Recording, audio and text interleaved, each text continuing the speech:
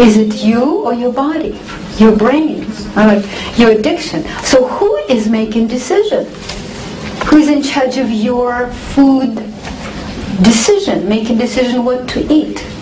Are you making it and you just, no problem, you just do it what you want? Or something happens that you really go around and you know you shouldn't take that chocolate, but it looks so good and it's free. Somebody's treating you, or you know you shouldn't have any more of those burritos and you're not really hungry, but they smell so good. They smell so good. Oh, this time and next time I won't eat them anymore. Heard that thought before? I would like to invite you to be very brave and share with everybody those stories that people even think that they could be ashamed of. But there's really nothing to be ashamed of. When we will all understand that everybody goes through the same process, you will have no shame anymore ever about that. But can you share with us the stories when you were hiding what you were eating from others? Hiding really seriously. Please, and I have here mic, and you'll have to speak in the mic so we could hear. And please, anybody brave? Yes, can you quickly send the mic to that lady? And you have to almost kiss that mic like this. Otherwise it wouldn't do anything. Can you tell your name, first name? Yeah, I'm Glenda. And the big problem I had was chocolate bars. And if I had to go to the post office, and that was at Shoppers Drug Mart, and you have to pass by, naturally they put them right at the checkout.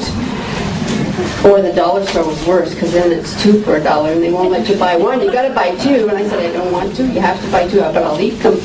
That's your problem. You have to buy 2. I would eat 2, but I'd hide the wrappers so my husband wouldn't know that I had any chocolate bars. Thank you so much for your honesty. Please, next. But let me tell you the story that happened to the lady who told me last weekend. She says that she has been a raw foodist for 2 months. And her husband made fun of her, and he said, oh, one day you'll just begin to eat muffins. And she said, no, I feel so good. But then she started to eat muffins. But she didn't want her husband to know. So she would go to another side of town, to the bakery, and she would go inside the bakery, and she'll eat it there quickly so nobody could see her. And then there was a rainy day, and she had dark raincoat, and she had crumbles on her raincoat, and she didn't notice. So she came home, and her husband looked at her, and he said, oh, you had a muffin. And she said, no, I didn't, and she became red. And he said, how about crumbles on your raincoat? And then she said, oh, yeah, I did have a muffin. So, can you tell me anything like that? Please. See, there's nothing to be ashamed of. It's a normal behavior. It's just a sign of addiction, but we all have that. Well, is there anybody in this room who didn't find themselves in any relationship to any of this, whatever we're saying? Somebody who says, well, if I decide, I could do anything you want. You could do anything if you decide? Yeah, but I'm in denial. Well, thank you so much. Okay. So now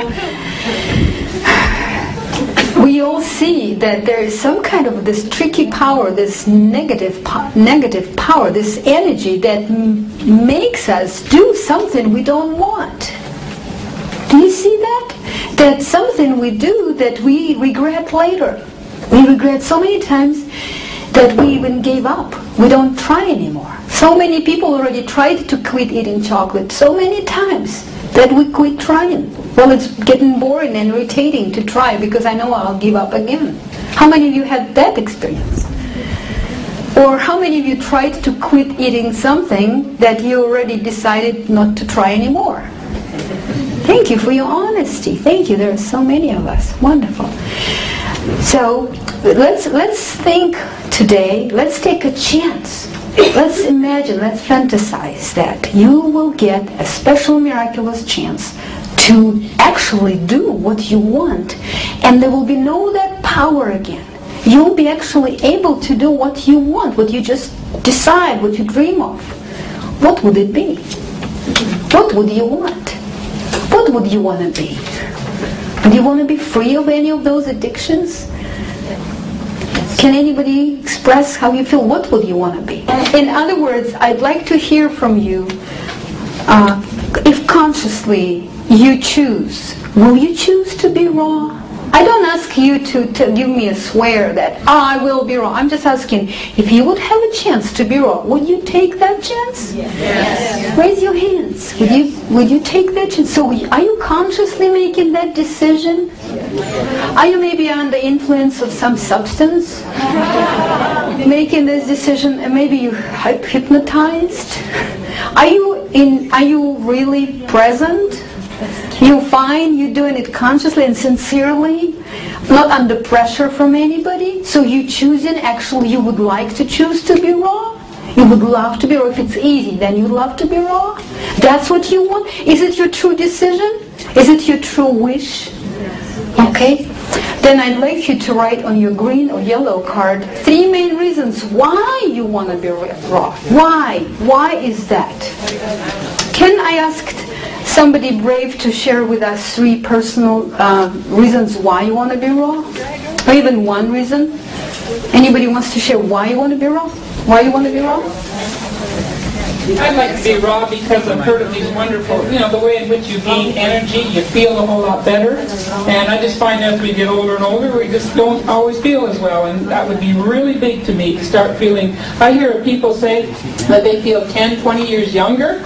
Like, I'd like to go for that. Thank you. Okay. Anybody else wants to share? Yes, your name first, please. My name is Anita, and I believe it will bring me more in tune and connected with my children. Thank you. Good reason to go raw. Okay, so we figured out so far that cooked food addiction is a real thing, that we do have problems managing our food habits because of that addiction. And then we figured out that we really, in reality, we would love to be raw.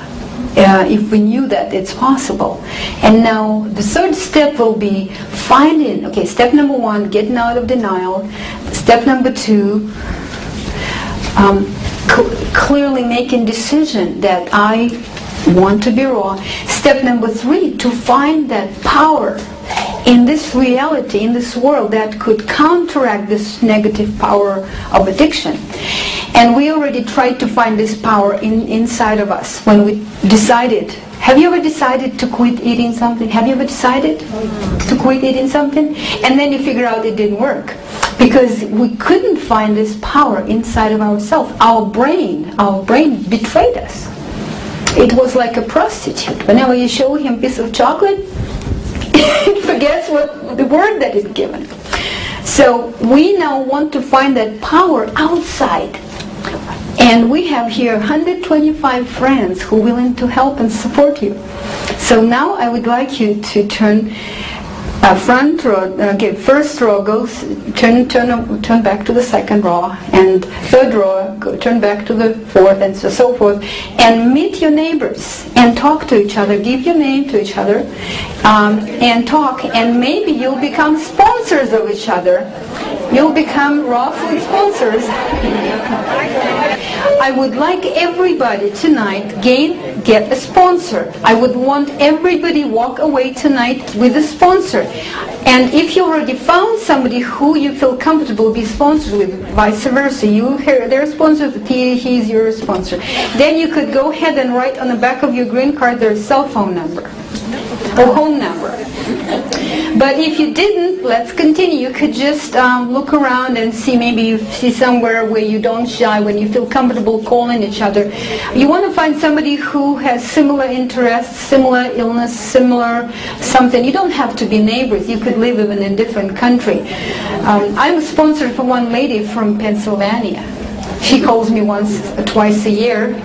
She's a raw food teacher. Everybody sometimes have a moment of weakness. Okay, and then I'll teach you how to be a good sponsor. Okay, so please right now find yourself somebody sponsor. Do you know what sponsor needs to do? Let me explain you what sponsor needs to do. I want to ask you, for 2 months, every time you think about cooked food, you call your sponsor, and sponsor will help you to stop thinking about cooked food.